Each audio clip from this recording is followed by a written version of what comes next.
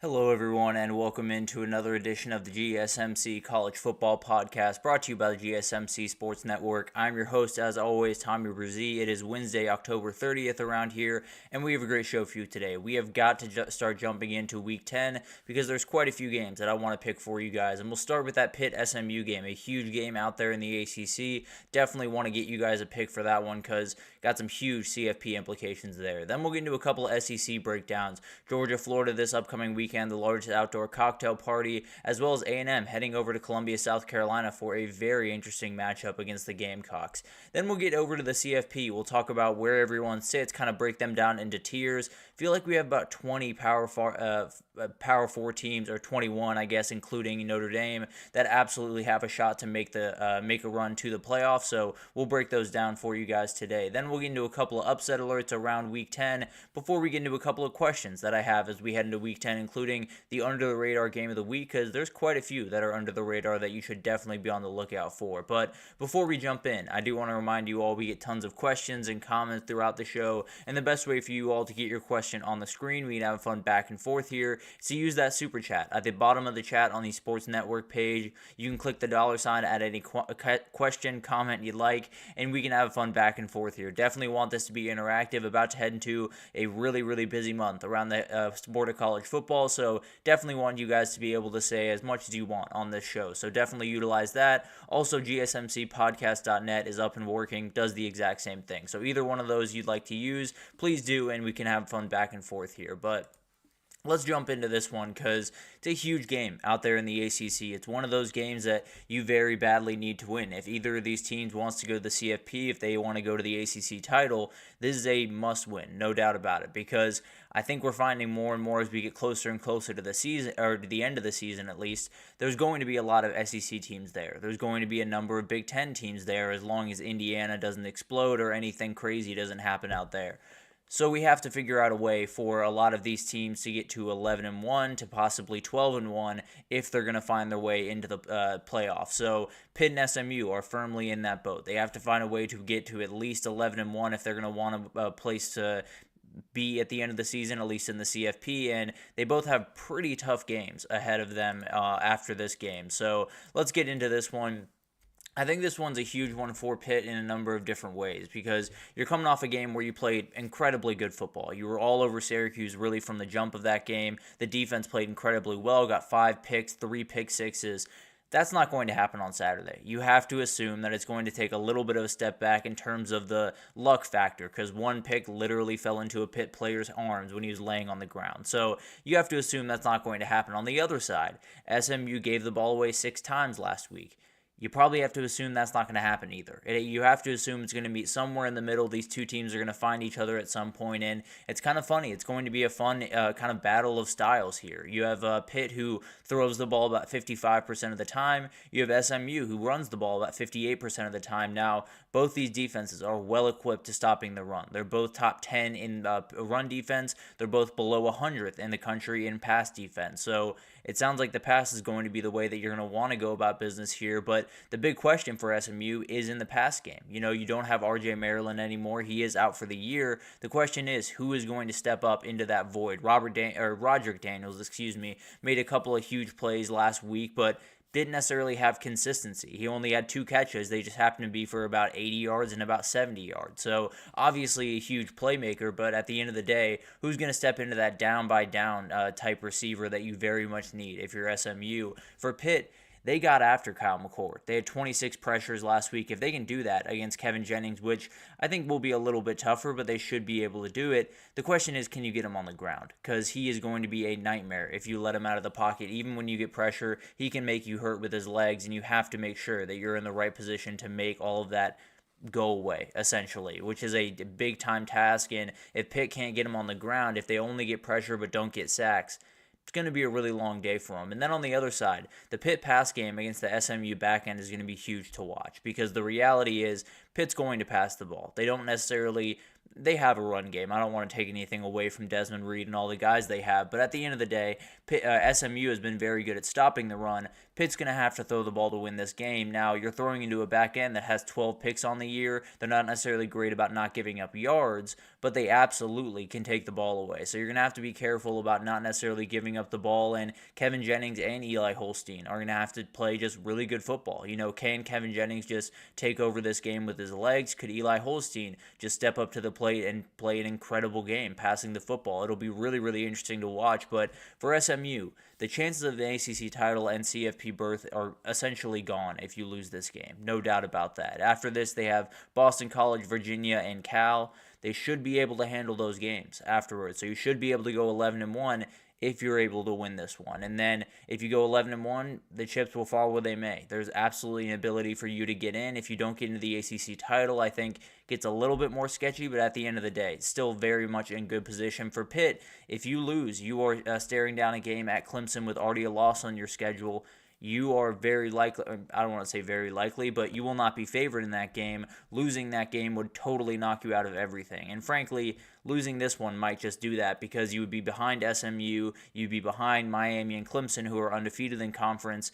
You could beat Clemson and still get into the dance, but at the end of the day, you beat Clemson, SMU runs the table the rest of the way, as does Miami. Those are the two teams that would go to the ACC title, and you'd have to figure out where you stand after that. So it's going to be a nightmare to figure out, no doubt about it. But for Pitt, if they get a win here, they have some wiggle room. Even with Clemson coming up, they could possibly lose that game and continue on their way and have a very, very successful season. So this is going to be really interesting to watch. It's going to be one of those things that we have to watch really throughout this entire game, figure out where they stand in the ACC, and if they move forward with a win here, I think both these teams are very much in play for a CFP berth. But let's talk about players to watch, and I'll start with Kanata Mumfield. He is a very talented player for Pitt on the outside, leading receiver, an absolute matchup nightmare. And frankly, I think Pitt is going to need that a number of times in this game because I think SMU is going to be more than content of letting their linebackers handle the run game and then saying our back end just needs to be the back end. Play 5 guys back there, make sure they can't get that big play. The problem is whenever you go into man coverage, Kanata Mumfield's going to be a problem. He's going to be able to start making plays on the outside, and Pitt might not need a ton of big-time plays in this game if they're able to stop the run on the other side. And the other side, you're going to have Kyle Lewis to stop that run. A big talented linebacker, 60 tackles on the year, 3 INTs, 4 sacks. He's all over the field. He is going to be making a ton of big-time plays for this Pitt defense throughout this game. No doubt about that. But he's going to have his hands full. There's a lot of really good running backs. There's a quarterback that can pull the ball and go for about 60 yards for a touchdown. You're going to have to be on your P's and Q's and make sure that everyone else around you is on their P's and Q's because there's going to be if you make mistakes or if you overcommit in the run game, they can make you hurt in a hurry. That is for sure. Jake Bailey on the other side is someone I'm watching. Only had 2 catches and 15 yards against Duke. He's got to be more important for this offense to be able to run. Without R.J. Maryland, they need guys to step up in that wide receiver room, and we've talked about it on here before, but you're probably not going to outright replace him. You're probably not going to outright be able to say, we're going to put this guy in for R.J. Maryland. He is going to replace all of the things he did. What you can do is kind of recreate him, as the Moneyball saying goes. But in the end of the day, I do think Jake Bailey has to be a big part of that. I think he could be a huge player for them down the stretch of the season, really. And then you got Isaiah Wokbia, because this is a hugely important player in this game. 2 INTs in the leader in the back end, which is very important for this one. They have really talented back end players for SMU. Thing is, they're a little bit boom or bust. They're a little bit, I'm going to make this play on this ball, I'm going to get a pick, or I'm going to let him get 70 yards downfield for a big-time play. You have to find a way to keep everything in front of you, make sure they don't make that big-time play, and if they do, you got to be able to respond, and then maybe make a big-time play yourself with a little bit of a pick or something. But at the end of the day, huge players that are going to be very important. Moving over to Pitt, we got to figure out what the keys to the game are, and I think for the biggest one is play your game. You have no reason to go off what you do, which is throw the football. You go after people 55% of the time you're throwing the ball, averaging 271 yards per game.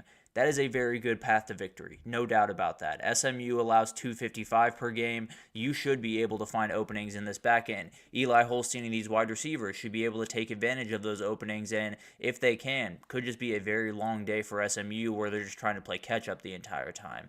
And then the other part of this, I would sell out against the run. I don't think this SMU team, I think they're capable through the air. I think they have the ability to pass the ball, but without RJ Maryland, the run game is the way they're going to want to go about business. They don't necessarily have the ability to say, we're going to be able to throw the ball 45 times and still be able to win this game. They average 177 yards per game, and they're going to have to be able to get that on Saturday. So it's going to be really interesting to watch their approach on offense. How much do they lean into the run for SMU? How much do you lean away from it? I tend to believe that they're going to try to run the ball, and I think Pitt's going to have to just sell out to stop it and live with what happens on the back end. And then you got to find takeaways. SMU is very good with their turnover margin, but they have fumbled the ball 19 times, losing it 10 times. You have the ability to get some big plays. Some of that is bounce of ball craziness, but at the end of the day, you do have the ability to make some big plays in this game, and if you can get an extra possession for Eli Holstein, that might just be all he needs to win this one. Then on the other side, I think the biggest thing and the thing that they've probably been talking about in Dallas for the last 4 or 5 days, you got to find a replacement for RJ Maryland. You have to find a way to get this offense in a place where it can be potent in both directions, because like we just talked about, if they can just sell out 7, 8-man boxes to stop the run, there's no way you're going to have success. So they only completed 13 passes against Duke. 153 of the, I believe, right around 200 yards came from one guy on 2 plays. Roderick Daniels, who made some big-time plays, but they got to find a couple of guys to step up to fill that RJ Maryland void. And then trust your run game. This is obviously a very talented run defense and one that is tops in the country. When you look at the actual numbers, I believe they're 10th or 8th in the country. Thing is, they gave up over 100 yards to Omarion Hampton. They gave up 72 yards to Javion Thomas, 188 on the ground to WVU. You have the ability to stretch this defense out. You have the ability, especially with Kevin Jennings as a running threat, to kind of make them confused. Even in a game where they're very good at it, I think you can find the openings that you're going to need in this game. So I think you trust your run game. I think you attack them the way that you normally attack teams. You're going to need to make plays through the air, but at the end of the day, I think this Pitt team, although they seem to, statistically, they're number 10 in the country when it comes to stopping the run, I don't think they're going to be able to do it against this SMU front. And then you got to keep Eli Holstein at home. He is someone that can hurt you with his legs. As much as Kevin Jennings is going to be the guy that's talked about as the guy that's going to extend plays and make special plays with his legs, Eli Holstein can do that as well. And if you let him get those couple of third down conversions when it's 3rd and 8 and everyone clears out to stop the pass, he can make you hurt with his legs. He can make that one play that makes all the difference in this game. So you got to keep him at home. He is a great passer. He can make plenty of plays from there, but at the very least, he can't hurt you for those couple of huge plays that they're going to need in this game. And it's a game I've gone back and forth with. I thought SMU early. I thought Pitt later, but I'm going to go back to my gut. I do think SMU wins this game 31-27. It's going to be a really fun one. I think it gets up and down just a little bit.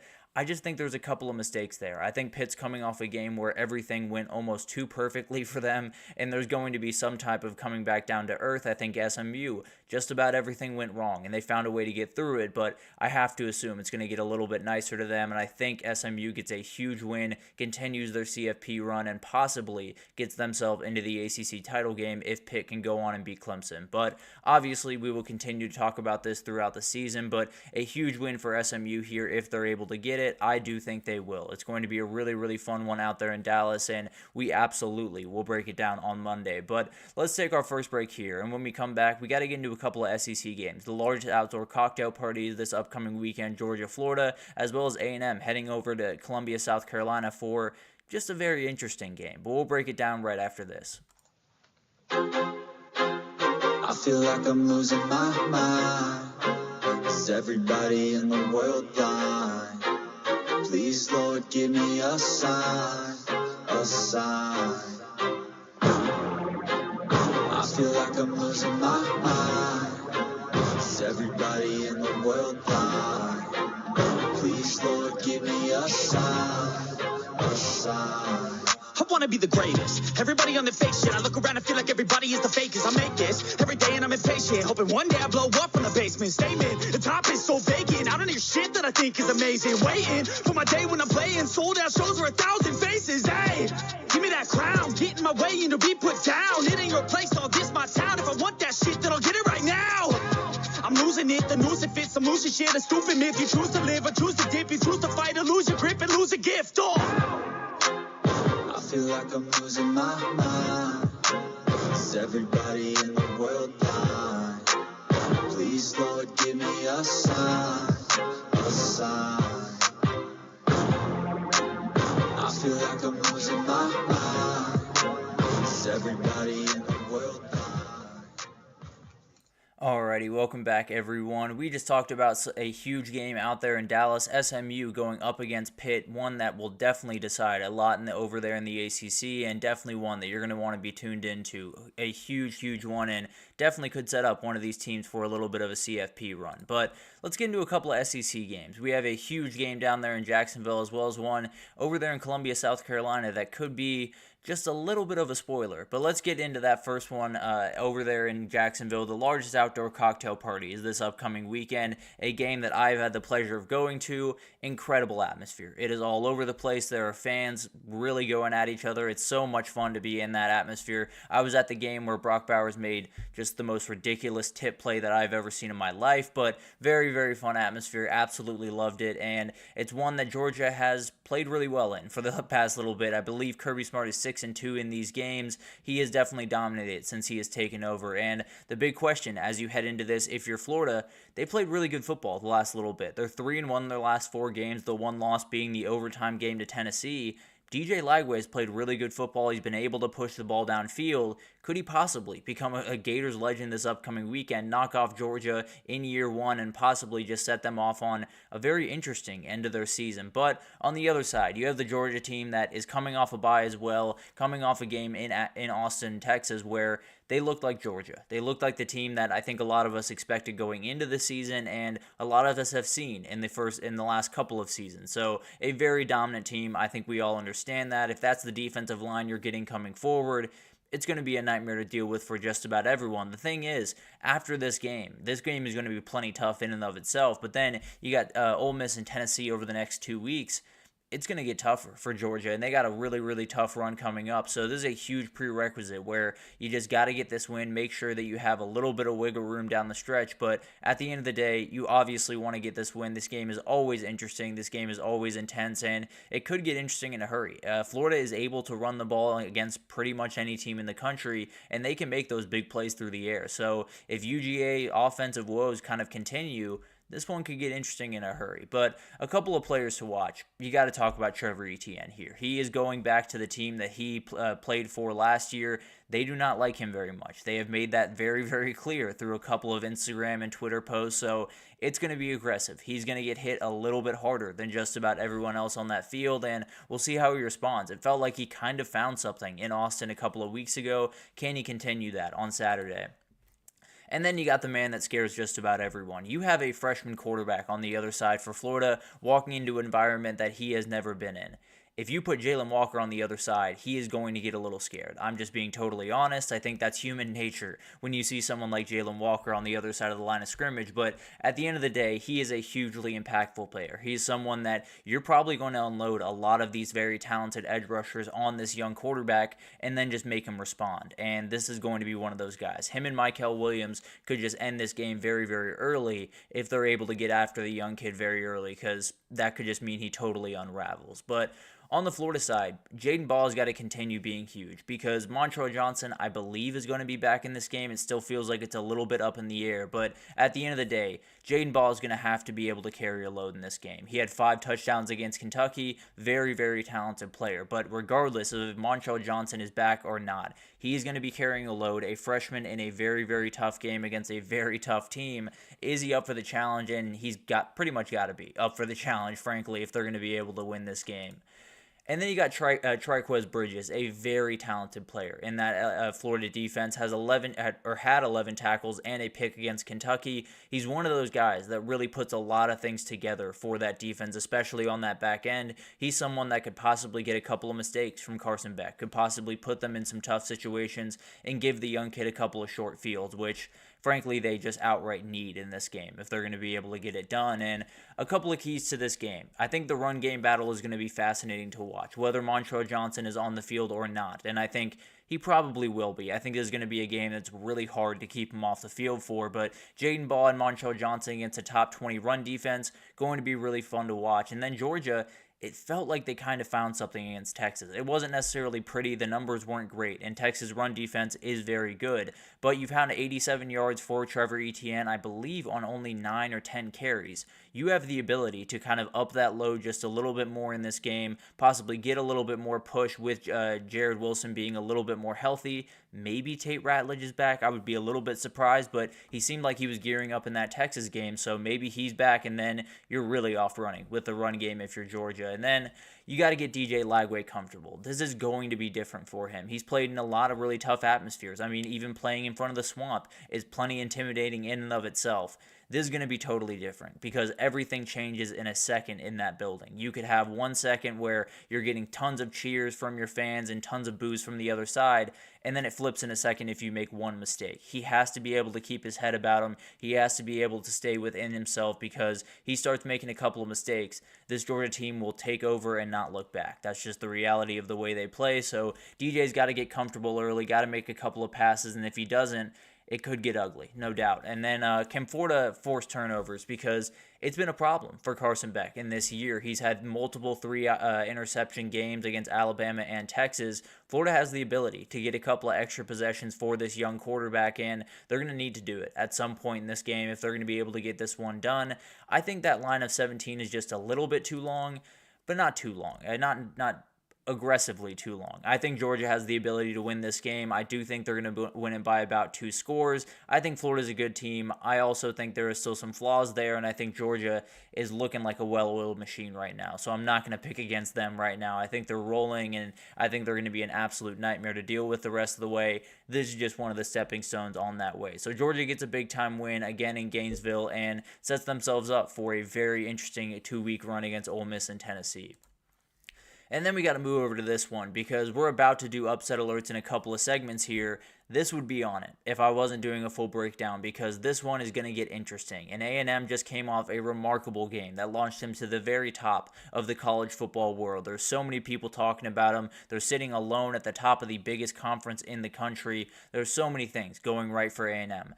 The funny thing is, their quarterback situation is still very questionable. You have Marcel Reed. I do think he's going to be the starter in this game. I feel pretty confident that he will be the first one trotting out there. Will he be the second one? Will he trot out there on the 4th drive or the 5th drive? Because that's the big time question for me.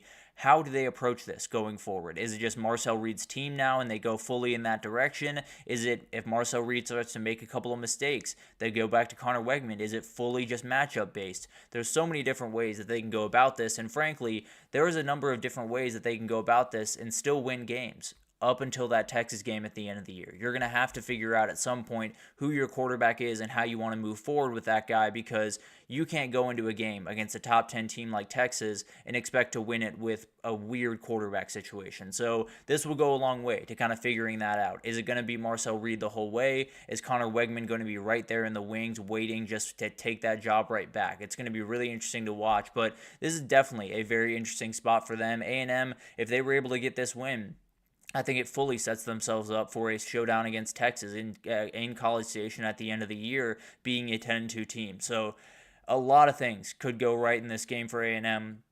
Obviously, a lot of things could go wrong. Williams-Brice is a very special atmosphere. The defense for South Carolina can really get after you, and they're coming off a bye last week. This one could get really interesting and bring all of this hype train for A&M to a screeching halt, which obviously the Aggies don't want. It'll be very interesting to watch this one, but Cyrus Allen is a guy that I want you guys to keep your eyes on because he's not necessarily the most prolific receiver for this A&M room. Noah Thomas is going to be a problem. Jade Walker is a very good player.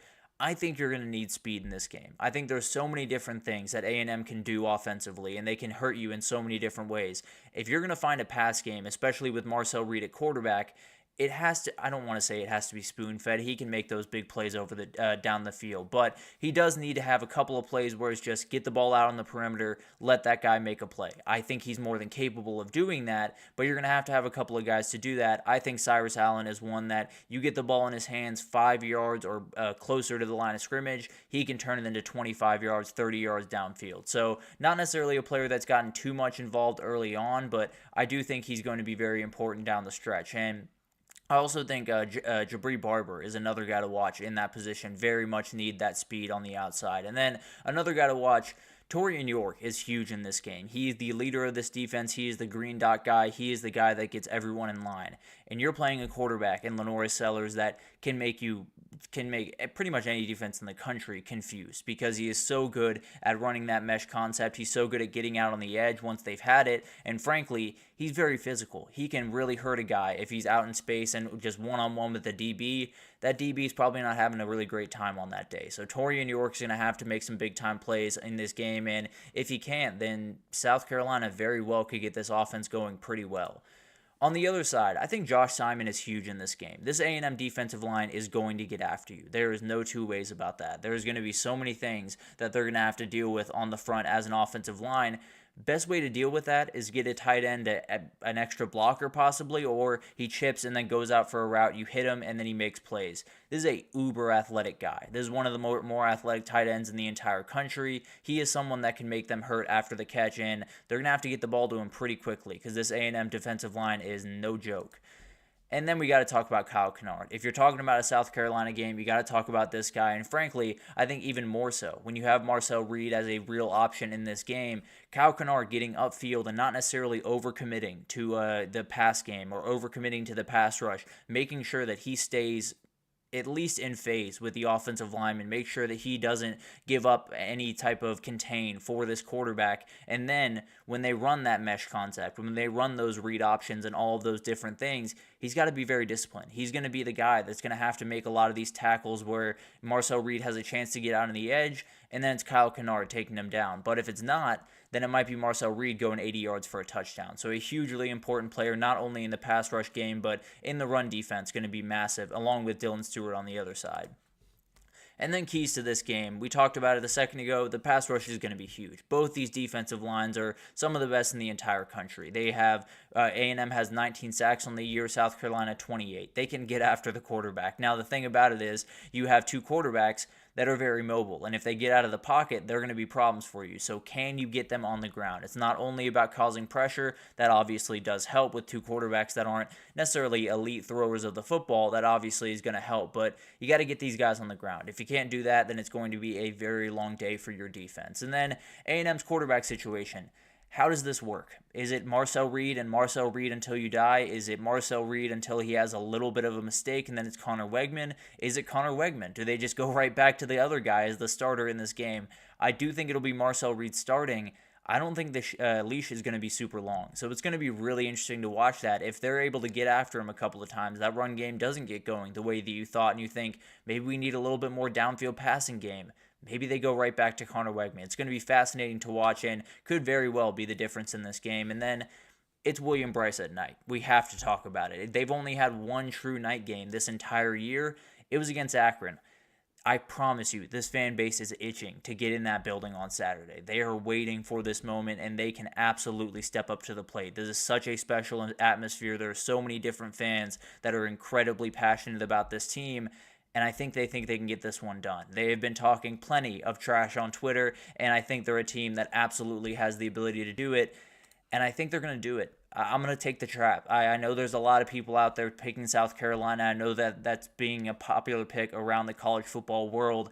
I will fall into that trap. I will be the guy that comes on here on Monday and says, I probably should have picked A&M. But at the end of the day, I do think South Carolina gets this done. I think the pass rush is just too much. I think Marcel Reed, while a very good player, got the benefit of the doubt with the LSU defense not being nearly as prepared as they needed to be. I think this South Carolina game is an absolute nightmare for A&M, and I think they move forward in their season with quite a few questions about where they're going, especially in the CFP and particularly in the SEC going forward. It'll be really interesting to watch that one unfold, and really both those are a little bit of an upset alert. But let's take our second break here, and when we come back, we got to get into the playoff. We got to talk about where everyone sits. We'll break them down into 4 different tiers. One tier just has one team in it, and I'll break that down right after this, so stick with us. Looking for your daily fix of sports talk without having to pay for it? GSMC Sports Network is available on YouTube. Just search GSMC Sports Network. Get your fix of daily sports talk shows on YouTube, absolutely free. NFL, college football, NBA, MLB, MMA, UFC, fantasy football, and so much more. GSMC Sports Network has shows running all day long, with new sports shows starting every 2 hours. Just like on your favorite cable sports channel, except GSMC Sports Network is absolutely free. Just search GSMC Sports Network on YouTube to catch one of your new favorite shows, like the GSMC College Football Podcast, Chip Shot Football Podcast, Hoops and Heels Women's Sports Podcast, GSMC Basketball Podcast, and so many more. Check it out for yourself. GSMC Sports Network, now available on YouTube absolutely free. Search GSMC Sports Network on YouTube right now. Alrighty, welcome back everyone. We just talked about a couple of big-time SEC games, the largest outdoor cocktail party, as well as A&M-South Carolina. A couple of games that could go sideways and totally change up the SEC race. But at the end of the day, let's get into a couple of CFP races because this thing is getting very interesting. We've had a little bit of thinning out. We've had a couple of teams kind of bow out of this race, but we still got plenty of things to figure out. So let's break down these tiers and let's get into all of the craziness that could happen coming forward because there's quite a few hypotheticals. Frankly, I'll probably get into a couple of hypotheticals on Friday, so be on the lookout for that. But this one's going to be really interesting to break down, and we'll start with the certified title contenders. I only got two. As of October 30th, these are the only two teams that I can confidently say can compete for a title right this second. I know that sounds crazy because obviously more teams will find their way into this group. There is no doubt in my mind that we could see a Miami or a Texas A&M or a Ohio State, obviously, Penn State could find their way into this group. As of right this second, these are the only two teams that I'm looking at and saying those are championship caliber teams. They are playing championship football, and they seem to have the makeup of a championship team. Now, a lot of things should change this upcoming weekend, particularly for Ohio State and Penn State, but as of right now, I think there's a couple of holes on a number of different teams. I think these teams do the best job of covering those holes, which is the end goal here. But at the end of the day, I think for Georgia, feels like they turned a corner in that Texas game. Feels like they found a way to get that one done, put themselves on a path forward, and I think that offense still hasn't really found itself. I think if that run game gets going a little bit more, this team could look as terrifying as really any from the past couple of years for Georgia. And then for Oregon, this team just looks like a well-oiled machine right now. If you get that play from Dylan Gabriel, if you get that D-line, if you get that O-line in that run game, you are going to be a problem for pretty much everyone you play, and frankly, I'd be a little bit surprised if they didn't at least get to the semifinals of the CFP with the way that they're playing right now. So those are the two teams right now. It's going to get bigger, obviously, as we get deeper in the season. More teams will find their way up there as they start to fix some of the issues. I think Texas, with a couple of fixes, could very well be in this group. I think Ohio State the same, Penn State the same, and then Miami and Clemson, I think, are right there as well. But moving on to the teams that are CFP bound, I feel pretty good about them moving forward, but obviously still have some pitfalls ahead. The CFP bound group, it's bigger than just these five. These are just an example five, and I'll fill you in on the rest as we go down it. But for Texas, this team has taken a step back in my mind. The O-line just needs to play better. The recognition of blitzes and Quinn Ewers being able to put themselves in positions to win is not quite where it needs to be. Now, I have full faith in Quinn Ewers to turn it around. I think he played really good football against Vanderbilt for the most part. That being said, this offense is facing a lot of people playing very deep in the field with all of that speed. You're not necessarily getting the downfield passing game that you very much want. You're going to have to find a way to move the ball, one way or the other. The run game has to get going. This O-line has to start getting push again, or it's going to be a really, really tough stretch of the season where you lose a couple of games you're not supposed to, and you're on the outside looking in. So they still have plenty of work to do, but as of right now, they're in very good position to win out the rest of the way, find their way to the SEC title, and be firmly in the CFP mix at the end of the year. Then you have A&M, obviously another team in this conversation. They found their way kind of up to this group this past weekend with a win against LSU. I think they could lose to Texas at the end of the year and still be in. Obviously, if they won that game, went to the SEC title, they'd very much be in. In fact, there's a very interesting SEC title hypothetical that we can obviously break down on Friday that involves 4 11-1 teams and would be very confusing. But at the end of the day, this is going to be a very fascinating game between those two teams at the end of the year. We could get to a place where A&M doesn't have to worry about that one. We could get to a place where they don't have to worry about it because they're fully out of the thing. So it's going to be really interesting to watch that one unfold. But as of right now, those two teams in Texas are firmly in the driver's seat to find their way to the CFP. For Ohio State, I think they're kind of in the Texas boat in my mind. I don't think they're necessarily bad. bad, but the O-line and the injuries there are a real issue. I'm not necessarily sure they're going to be able to keep up against some of the very elite teams. I mean, even this weekend, it's going to get a little sketchy. Another team in this group would be Penn State, and Indiana, another team from the Big Ten. So a couple of those teams that they're going to have to play coming up, it's going to be tough to deal with if you have that O-line, if you have that approach. So they're going to have to get a little creative out there, and we'll actually talk about that Penn State-Ohio State game and a couple of the things that I think Ohio State can do to kind of fix that. We'll talk about that tomorrow. But moving forward to Iowa State, this is a big-time team. I think they've put themselves in such a good place. Them, along with BYU, kind of in the same boat here. Finding a way to be undefeated this deep into the Big 12 schedule is huge, because now you've set yourself up in a position where they're in a really good position where all you have to do is hold serve. All you have to do is hold your water, possibly go undefeated, even maybe take one loss, as long as it's not to that Kansas State team at the end of the year. You have the ability to go to the Big 12 title. And even if you lose that Kansas State game, if they've lost one before, you're more than fine. So it's kind of a confusing situation for Iowa State and BYU, but being undefeated in the Big 12 right now is not something I expected to see, and definitely puts them in the driver's seat to possibly make the Big 12 a two-bid league into the CFP. But then you move forward to Miami. This one, they're just kind of sitting pretty right about there. I don't necessarily think they're moving up and down right about now. Obviously, they have the ability to move up over the next couple of weeks, because if they can find that run game, if they can get that going, I think this offense becomes that much more scary. I think they have the ability to play more games the way that they need to, because you look at championship teams, they're all capable of winning those shootout crazy games that Miami's been capable of winning. They're also capable of slowing it down and winning slugfest, and that's something that Miami just hasn't quite proven to me. I definitely think they're capable of it, but gonna have to see it a couple more times. Clemson obviously is in this group as well. They handle business the rest of the way. They are firmly on their way to the CFP, and then you got a little bit of a bubble, and it's a pretty big group. Now you have these five to kind of choose from, but it's plenty others on here. But we'll start with that Colorado team. This team stays on the bubble just plainly because one slip in the next 4 games, they are out. They're out of the Big 12 championship. They're out of the CFP race without a doubt, especially with the loss to Kansas State already, who's also in this group actually. They are firmly out of the race if they lose one more game. That being said, they're a really dangerous team. They're going to need a little bit of help to find their way to the Big 12 title if they were to win the rest of their games. But at the end of the day, they're a very dangerous team, and I can see them somehow finding their way into that 4 seed. But we'll see what happens there. For Alabama, I think over in the SEC, you got Alabama, LSU, Tennessee are the 3 teams that I've kind of pegged in this group. And I think for Alabama, they're in a position where you take down LSU, you're pretty likely to roll the rest of the way. Obviously, you have that Auburn game at the end of the year going to be very tough, but a 10-2 Bama is getting in. There's a logjam at the top. I understand that, and there's going to be plenty of 11-1 or 10-2 or 11-2 teams that are left out because of Bama.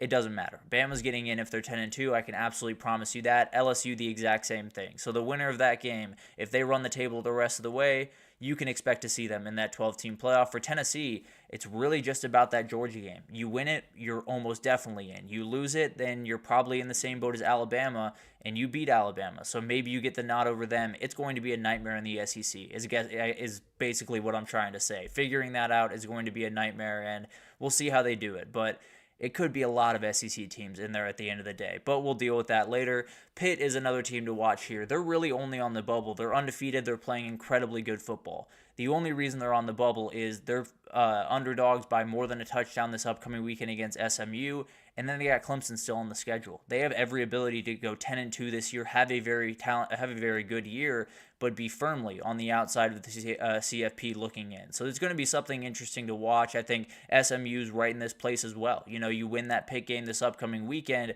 11-1, you could still be on the outside of the ACC title looking in. And then you're asking a lot of questions about where SMU fits into the CFP conversation as an 11-1 team with maybe not that huge marquee win that a lot of other teams have. But at the end of the day, a very talented team that very well could be in the playoff at the end of the day. And then you also have Ole Miss from the SEC. Forgot to bring them up a little bit earlier. Definitely a team that has the ability. They just got to make a run. They have no margin for error. They got to win the rest of the way, and then they're likely in, especially with the win over Georgia. But at the end of the day, for Notre Dame, they just got to continue what they're doing. They're in this for the same reason that Colorado is. They make one misstep in the next little bit, they're out. Now they should be favored in every one of those games by a pretty comfortable margin. They got USC at the end of the year. They got Army in a couple of weeks. So they have some tough games, no doubt about that. But it's one of those things that the NIU loss feels like it's kind of been shaken from everyone's mind. That'll go right back into everyone's mind if they lose again. I can promise you that. So this Notre Dame team, although they seem to be firmly on their way to a CFP, they're on the bubble until really the last day of the season. If they win that last game, are 11-1, then they are firmly CFP bound. Until then, they are firmly on the bubble. And for that last one, it's not just Boise State. It's just the group of 5. Because frankly, that's where everyone sits in the group of 5 until after championship weekend. They have to figure out where they stand. They got to win that game on the last weekend of the season to possibly get into the field. So if Army goes undefeated, wins their conference, they're getting in. No doubt about it. If they lose, I think it could be Boise State if they're able to run the rest of the way. If Boise State were to lose in the Mountain West Championship or something like that, I think Tulane could be a team that finds their way in if they're able to run the table in the American. Apologies there. But I think it's a really interesting group. It's a group that it feels like Boise State is setting the pace. It feels like if Army loses that Notre Dame game, that is the team you're going to be watching down the stretch. I still think Tulane has a shot here. They only have 2 losses to Oklahoma and Kansas State. I think they have the ability to possibly win out the rest of the way, win the American. If Boise State stumbles again, then they're firmly in. So a lot of teams from the group of 5 are still on that bubble. A lot of teams need to handle business the rest of the way in. Army, you could argue, is in the catbird seat. They just got the toughest game on the schedule of the group going forward. So it's going to be really interesting to watch this group. It's definitely going to thin out over the next couple of weeks. But then there's this team. There's actually a chance that Virginia Tech finds their way into the CFP, and I was looking at it initially and thought it has to be a million different things happening. It's got to be a couple of different things, but not necessarily all that crazy. So there's a number of different things that I guess have to happen here. First of all, they got to beat Clemson. They got to handle business the rest of the way. No doubt about that. They got to get to 9-3 on the season. They have to get to, I believe, 7-1 in their conference. I believe they only play 8 games, so 7-1 in that conference. They have to do that first and foremost. Then SMU could lose to Pitt this upcoming weekend. As long as Pitt loses to Clemson, you would have the tiebreaker there. You would have the ability to say, we beat Clemson, they lost to Clemson. It would be Virginia Tech against Miami in Charlotte for the ACC title. If Virginia Tech won that game, they'd be your 4 seed. Which sounds crazy. Frankly, they might not even be the 4 seed. They might be that other team that just gets slotted in there because of the automatic qualifier, but maybe that G5 team is the 4th team in there. So a lot of things to take into account here, but yes, Virginia Tech is still alive. Any misstep, even in the slightest, and some stuff that is out of their control. You know, they could beat Clemson, but then Clemson goes on to beat Pitt, and SMU goes on to beat Pitt, and then you have SMU in front of you. So a million different things can happen here, but technically, Virginia Tech is still alive for the CFP. But it's going to be awesome to watch this unfold. I believe there's about 21, 22 teams in the Power 4 that still have the ability to make it. That's got to be whittled down to about 10 or 11 over the next little bit, so it's going to be fascinating to watch that unfold. But let's take our third break here. When we come back, we got to talk about upset alerts. I got 6 games for you guys here that I think are very, very interesting this upcoming weekend, and we'll break them down right after this.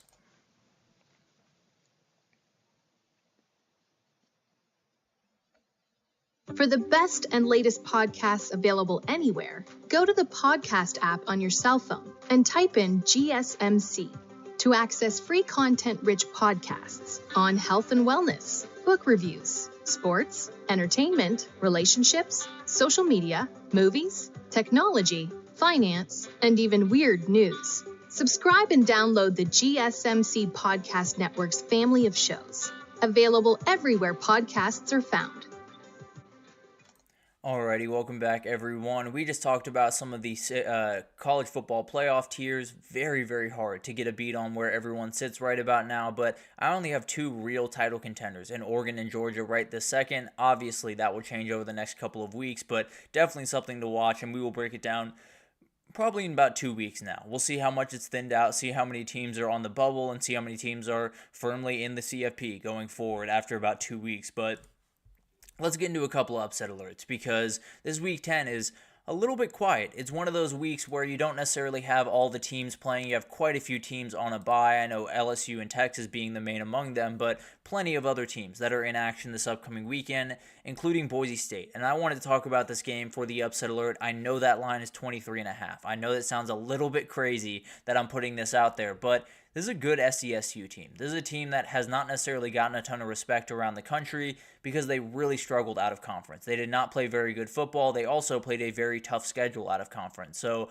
I'm not necessarily going to take anything away from them. I think they have the ability to come into this game with a little bit of a chip on their shoulder, coming off a team coming off on the other side, a huge win, a very emotional win, one where they got beat up just a little bit by UNLV. Could it be a little bit of a sluggish start and maybe SDSU gets this one done? Now, the SDSU defense has been able to slow this, or a very potent running attack in Washington State. They were able to slow it down last week. 40 carries, 114 yards, 2.9 yards per carry, and only a long of 22.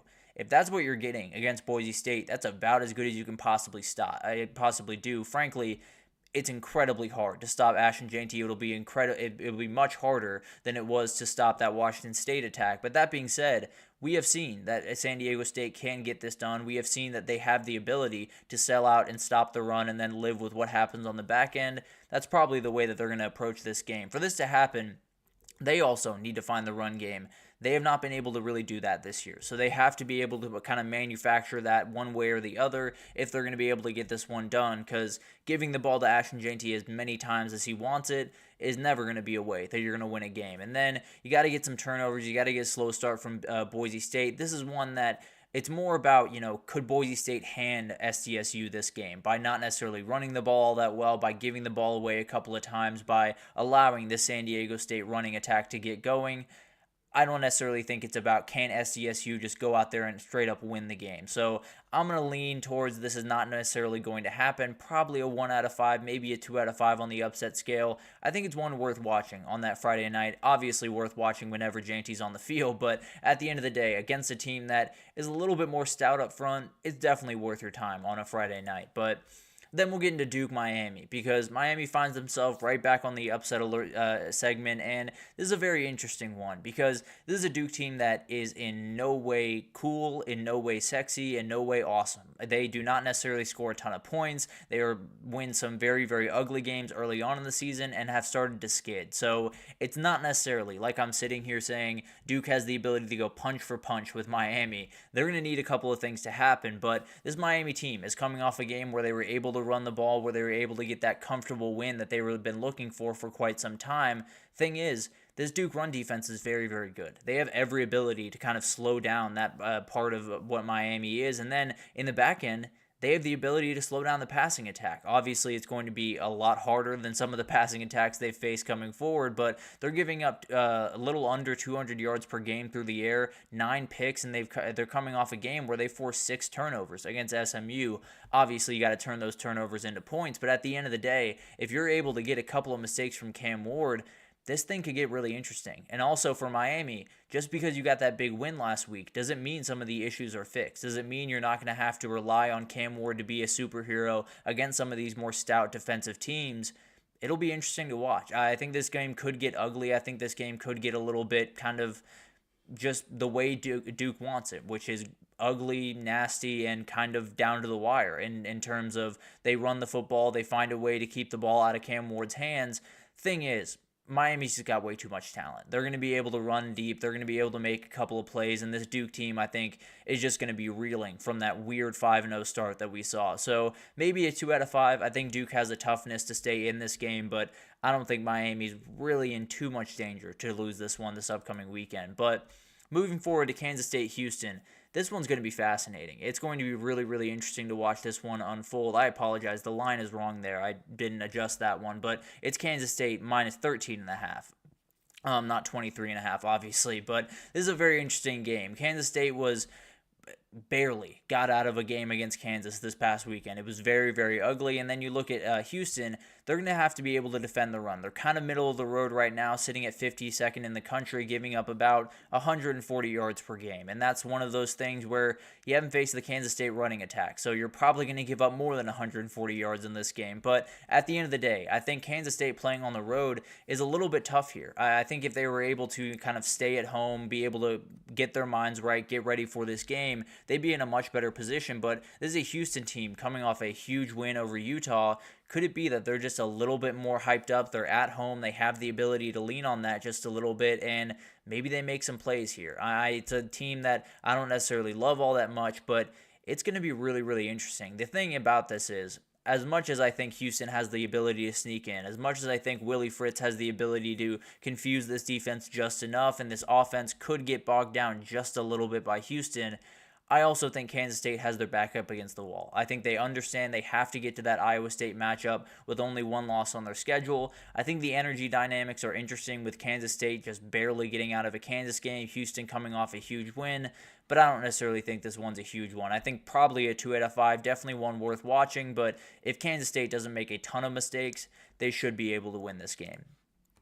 This is one that I'm watching very closely for a number of different reasons, but Navy's coming off a very, very tough loss to Notre Dame, obviously, and they gave the ball away a ton. They essentially gave that game to Notre Dame in a number of different ways, but they're in a really weird spot because you very well could have given away your CFP spot. If you don't get any more help the rest of the way, there's no way you're getting into the CFP. That being said, is there a little bit juice lost in that locker room, or are they fully ready going into this big-time game in Houston? Do they have the ability to bounce back against Rice and get right back on track and still possibly be in this race if they win the American and get a little bit of help around the way? But I think on the Rice side, it's a really interesting dynamic. They just fired their head coach, Mike Bloomgren, earlier this week, and a lot of the times it's something kind of weird happens in college football and really all sports around.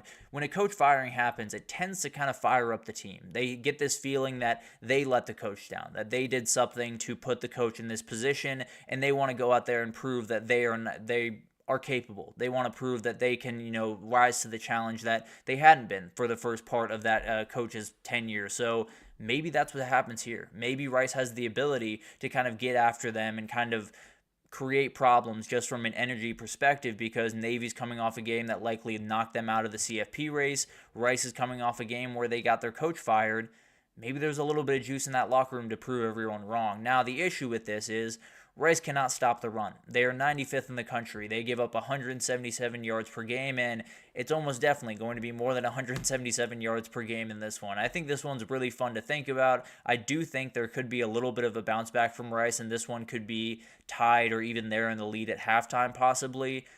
But I think Navy gets this one done. I'm going to say a 3 out of 5 on the upset meter. I think it's a very interesting one to watch, but I don't necessarily think, unless Rice finds just incredible plays the same way Notre Dame did, that they're going to be able to get this one done.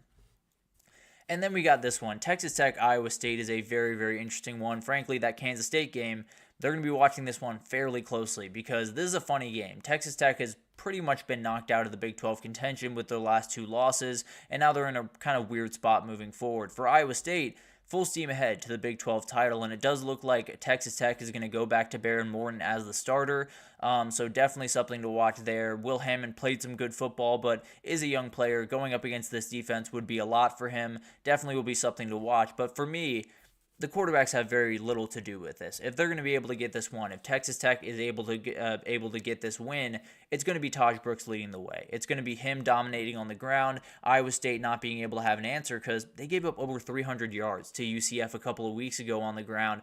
Obviously, Texas Tech doesn't have that Ja'Cory Brown type that can make you hurt with his legs, but absolutely has the ability to run the football, absolutely can get after you, so maybe that's what happens. If Iowa State is not elite at stopping the run, if they're very good at stopping the pass, so you know what Texas Tech's going to do, or is Iowa State able to just put more guys in the box, stop the run that way, and be able to slow this one down? I think this one's going to get interesting. We saw what UCF was capable of doing to Iowa State when they were able to run the ball, keep the ball out of the hands of the Iowa State offense. I think that's exactly what Texas Tech can do here. I think this one's a little bit sketchy. I like Iowa State, but I like them very, very close in this one. And we'll probably break down a couple of these games tomorrow, so be on the lookout for that. Do that in just a little bit more depth. But let's get into Ole Miss Arkansas, because this is a fascinating game. Arkansas is one of the most dangerous teams in the country. I feel like I've said that a million times at this point. But Taylor Green is a very, very special athlete, especially at quarterback. There's very few in the country that are more special than him at that position. And then you have Ole Miss coming off a win. They need a win. They need to win the rest of the way. They have to be able to go on the road, get this win, then go back home and play a really tough UGA team. If they're able to get those two, then they're off to the races and things get really interesting again. But Arkansas is a very tough team. We saw them against Tennessee. Ole Miss has struggled with very physical, very tough teams at the point of attack. Are they going to be able to handle this one? I think Arkansas could make this one sketchy. It's very, very bad. I think this one is very much a danger spot for Ole Miss. I think this is a 5 out of 5 on the upset meter because I think Arkansas could very well get this one done. We will break it down tomorrow. I'm still kind of making my pick for that one, but we'll break it down in a little bit more detail tomorrow. But this one's going to get interesting. I can almost promise you that. So upset alerts are going to be around, no doubt about that. And we'll talk about that actually in the next segment here. Is this weekend just a little bit too quiet? We have a lot of teams on byes and not those huge marquee games all over the place. Could this be one of those weeks where we see a ton of those big-time teams go down and everything is mixed up once again? But we'll break it down right after this.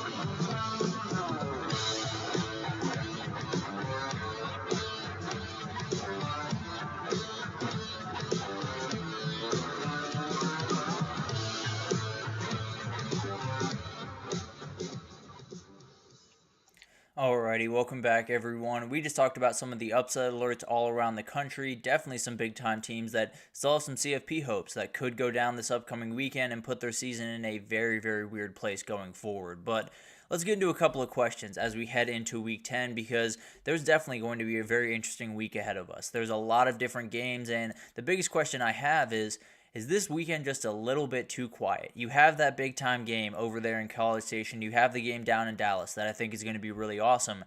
Outside of that, you don't necessarily have these big marquee games around the schedule. You have quite a few teams on a bye, LSU, Texas, among a number, Notre Dame's on a bye as well. A lot of teams that aren't necessarily strapping them up this upcoming weekend, so what happens? Is there an ability for a lot of people to be, going out on a date night with their girlfriend on Saturday and be missing a huge game? Is there an ability for a family to go out to a pumpkin patch or go out to apple picking on a Saturday and miss one of the big time games in the noon window? There is. This is a landmine Saturday if there ever was one. It's one of those weekends where you just got to be smart. You got to make sure that you are locked in as much as you can be. Obviously, don't blow off any plans. I'm not saying that. But I am saying there's quite a few games out there that could totally change the way that we're looking at the college football world. That South Carolina A&M game, we talked about it. It could get interesting out there in Columbia and possibly knock a team off their pedestal and make that SEC race a little bit more confusing. And then you do have Georgia-Florida as well, another game that I think is going to get really interesting. We've seen a lot of these crazy matchups, and then there's always that NIU team out there. There's always that game out there. UMass is playing Mississippi State this upcoming weekend. Mississippi State already lost to Toledo, so just one to watch out there. But at the end of the day, there's a lot of different things to watch. I think that Michigan game against Oregon, maybe they can cause some problems and muck it up and get things interesting in that Oregon game. There's so many different games all around the country that at the very least could cause issues. At the very least could make things interesting. Kentucky could beat Tennessee, move them to 2 losses already on the season as they head into a Georgia game.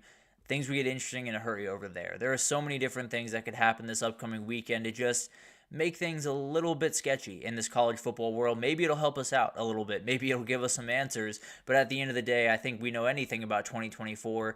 they're not necessarily interested in giving us many answers this year. They're interested in making things a lot more complicated. It's very possible that this happened this upcoming weekend, so definitely be vigilant. I'm not saying blow off plans. I'm not saying, leave your girlfriend in the lurch. I am saying make sure that you're locked in on this weekend because it could get very, very interesting in a hurry. And then we got to get to the under the radar game of the week because that's obviously a huge part of this week with a lot of teams off, with a lot of teams not playing those marquee games. You got to be on the lookout for some smaller games out there. And I think Virginia Tech-Syracuse is huge. We talked about Virginia Tech just a second ago. They're a team that can still make the CFP. They somehow have the ability to go to the ACC title, win it, and possibly be one of those teams in there. So this is a game they got to win. They're going on the road to a team that just got absolutely body bagged by Pitt, and definitely a really, really tough game for them. Can Virginia Tech get that same juice from this game? It's going to be really, really fun to watch, and I think it's a battle from start to finish, really, and kind of a battle of styles, and we'll get into that one a little bit more deeply tomorrow. Vanderbilt-Auburn is another game that I'm watching, and I'm watching it for that one guy. Diego Pavia is returning to Auburn, Alabama. He is 2-0 against Hugh Freeze. He is 1-0 against Auburn. He came over last year as a New Mexico State Rebel, was able to win that game. Now you got to go in and win another really gritty matchup. He is not the favorite in this game. I thought they would be. They are not. But at the end of the day, he's coming right back in. I believe he has over 500 yards passing and 9 touchdowns against Hugh Freeze teams. Maybe he just hates that guy, and maybe he's able to do it again this upcoming weekend, hand Auburn another loss, and continue at least a little bit of the magic that Vanderbilt has had this year. And then USC-Washington, I think, is a really fascinating one this upcoming weekend because these are two teams that they're out of the Big Ten race, they're out of the CFP race, they have really pride to play for the rest of the way, and with Oregon doing what they're doing up there in the Pacific Northwest, both these teams want as many wins as they can possibly get. They know that Oregon's going to be the standard going forward. They know that they're going to be compared to Oregon going forward. They just want to be the second one on that rung. And these are the two teams probably fighting over that spot. This is going to be a huge game. It's going to be one of those games that doesn't necessarily mean a ton when it comes to the CFP or anything like that. It's going to mean a ton to those players and those jerseys. It's going to be fascinating to watch this one unfold. And then we got to get into who needs to make a statement. Who needs to be that team that really comes forward and really plants their flag this upcoming weekend. It might sound weird, but I do think Georgia has to do it. I need to see Georgia do it again. I saw what I saw at Texas, and frankly, if that's the team you're getting the rest of the way, I don't know if there's a team in the country that is going to be able to stop that. That being said, you got to be able to come out against Florida and do it again. The problem with this team this year has not necessarily been they don't have that top-end level. It's that top-end level isn't consistent. It's not there consistently enough, and they're going to have to change that this upcoming weekend. If they're able to go down there to Jacksonville, getting a dominating win over Florida, then I'm sitting there saying, okay, no doubt about it, this is one of the top 2 teams in the country, and they're firmly in the driver's seat, possibly in the SEC, and possibly for a title. But as of right now, they're still maybe 1% of me that might be a little bit worried about this team in terms of consistency. This weekend kind of put that to bed. And then Texas A&M, no doubt about it. You're walking into a very, very tough spot this upcoming weekend. There are moments where this could go bad very quickly, and I think for A&M, last week was an arrival. I talked about it yesterday. It's not a normal win. It's not like the Alabama win a couple of years ago where they were already 0-4 in conference. They finished 8-4 on the year. This is an ability to totally change your program going forward. Thing is, you lose this game this upcoming weekend, a lot of those guys that you have interested in committing, a lot of those guys that watched that game and said, man, this is the program that I really want to play for, is then going to look this upcoming weekend and say, this is a program that is not consistent at all. This is a program that's a little bit all over the place, and I don't know if I'm as confident in them going forward. So you're going to have to plant your flag this upcoming weekend. It doesn't have to be a beautiful win. It doesn't have to be by 1,000,000 points. It's got to be a win, no doubt about that. This weekend is Ohio State's to me. They need to win that game in State College. They need to win it. I don't want to say in dominating fashion. They need to look a lot better. It can't be one of those where you just clunk your way to the finish. Both those teams are just making mistake after mistake, and then Ohio State ekes out with a 3-point win. They very badly need to find a way to win this game. They very badly need to look good at the very least while doing it. And I do think it's going to be a really, really tough battle. I think it's going to be back and forth. Ohio State, I have a lot of issues. I have a lot of questions right now. I could have 0 by 4 p.m. on Saturday if they're able to handle business and handle it, at least go about their business all right. If, Penn State goes crazy and has 4 touchdowns over 50 yards and does incredible stuff, maybe that's a little bit out of your control, although your defense shouldn't be giving up 50-yard passes. But at the end of the day, I do think it's going to be one of those games where Ohio State's got to get a win. They got to get a win where they look good doing it, and if they don't, then I have a lot of questions about what this team can do this year and what Ryan Day's future is in Columbus, Ohio.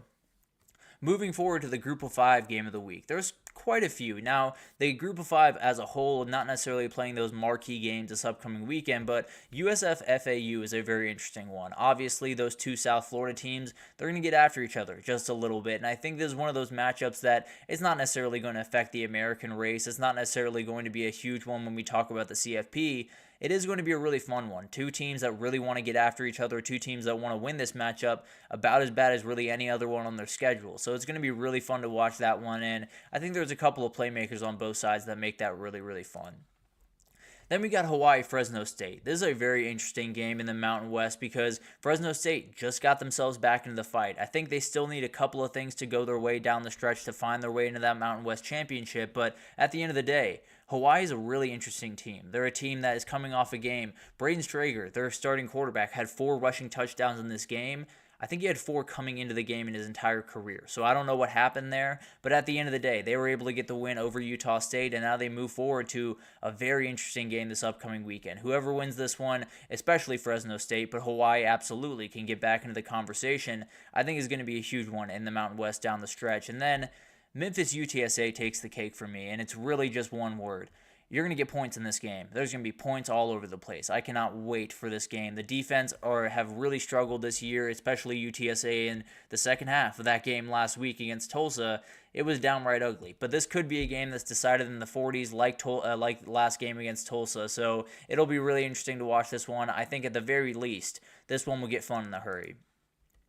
And then we got to talk about the Heisman race. It feels like we have whittled this thing down. It feels like we got 4 guys, right? It feels like we got Cam Ward, Dylan Gabriel, Ashton Jeanty, and Travis Hunter. Travis Hunter is not playing this upcoming weekend, so let's break down the other 3. And Cam Ward is one that you got to just dominate another inferior team. There's a team that can stop the pass, that has that ability. They have not faced Cam Ward yet. That is the big-time difference in their pass defense compared to others that have faced Cam Ward, because this guy can do some different things. And I'm not suggesting that they stat pad in any way. I can say pretty comfortably he's got some ground to make up with Travis Hunter. If Travis Hunter keeps this thing up, then all these quarterbacks, all these running backs are badly going to need to make a couple of big-time plays down the stretch, and then we'll see what happens. You also have Dylan Gabriel, who actually sits at the top of the odds in a number of different places around the country. I would not have him there, but that's totally beside the point. This is a huge, huge game for him. He's going up against a defense with Michigan that is going to have probably at least 3 guys drafted in the first round of the NFL draft. So if he can get rolling, if he can go for 300 yards, 4 touchdowns, have a crazy day, he's going to be pretty firmly at the top of that conversation. And then you're going to have to figure out where you stand. But this guy's going to have plenty to say about it. Ashton Jeanty is one of my favorite players in the country. I've made that abundantly clear at this point. But him and Hunter are in a very, very heated battle, at least in my mind. I think Hunter might have the very slight edge right now. But let's just say, you got a Friday night game. You got it standalone against a team that has the ability to stop the run, is a very solid team, but you should be able to beat them. You should be able to pretty comfortably beat them. And you're playing at 8 p.m. You're not playing at 10:15. You're not playing at 11 p.m. at night, where a lot of these voters have gone to sleep and they'll just wake up the next day and see your yards per carry. You have the ability to make a statement here. You have the ability to go for 200 yards, 3 touchdowns, and show everyone that you are the very best running back, possibly the very best player in the entire country. But you got to take full advantage of this upcoming weekend. You got to take full advantage on Friday night, and if you can, then this Heisman race becomes very, very close in a hurry. And then we got to get to the individual matchup of the week, because this is something that I've had a really good time doing. I think it's kind of it's an interesting way to look a little bit more deep into these matchups, because there's quite a few that I'm very interested in.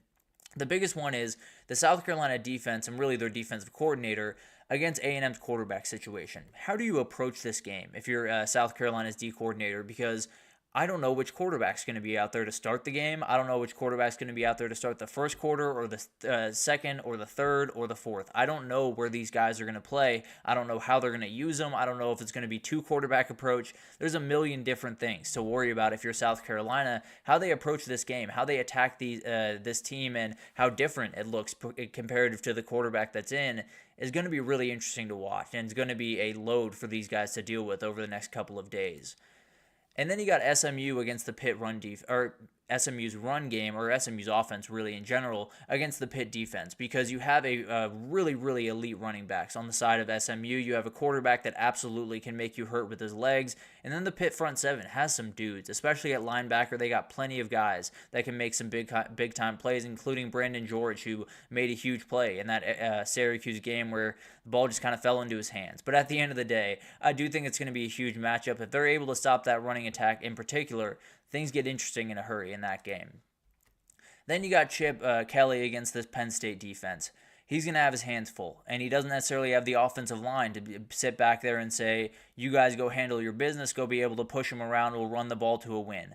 I don't think that's the way that Ohio State's going to be able to win this game. They're going to have to get creative in the run game. They're going to have to be able to find openings in different ways, and they're going to have to be able to help out that offensive line because they're not holding up for 4 quarters against that Penn State D-line. I can promise you that. So he's got to take full advantage of these slight openings that he's going to have in this game, and it's going to be fascinating to see what game plan he has for them. But it's one of those weeks, man. It's one of those weeks where you have Penn State, Ohio State, you have Pitt-SMU, and then you're kind of looking around. You're trying to find that one game to watch. You're trying to find that couple of things to tune into.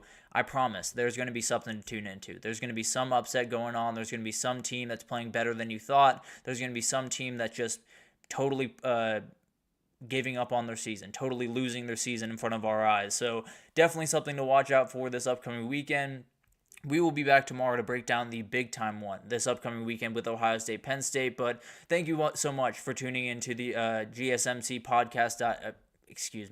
Thank you so much for tuning into the GSMC College Football Podcast, brought to you by the GSMC Sports Network. Your support means a lot to us, so please remember to subscribe to the show, leave a positive review. It does make a huge difference. Also, follow us on Facebook, Twitter, TikTok, Instagram, all the social pages for all the content and updates you could possibly need. We have great people covering every sport you could possibly want, so definitely tune in to GSMC, and we got you totally covered. But thank you once again for listening, and I will see you guys tomorrow for that big game breakdown. Mm-hmm. Mm-hmm. Mm-hmm.